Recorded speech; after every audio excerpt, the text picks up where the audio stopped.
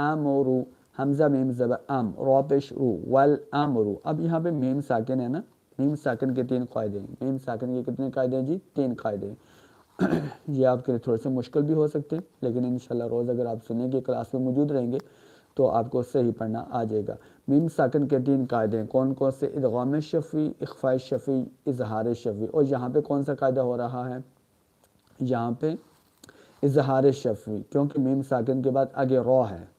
तो इजहार शफ़ी क्या होता है, उसकी तारीफ़ आज अभी आप जो है ना सुन लीजिए। इजहार शफ़ी ये होता है कि मीम साकिन के बाद मीम और बा और मीम के अलावा कोई भी हर्फ हो तो बगैर गुन्ना के पढ़ना है, यानी इजहार शफ़ी होगा।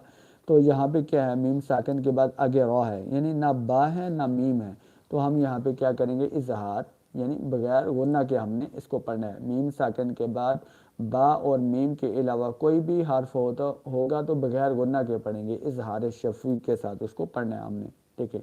वल अमरु, यहाँ पे हमने गुन्ना नहीं करना, वल अमरु करेंगे तो ये गलत है, क्योंकि मीम साकिन का कायदा यहाँ पे ये हो रहा है, इजहार शफ़ी। मीम साकिन के बाद अगर बा या मीम हो तो वहाँ पे हमने गुन्ना करना है।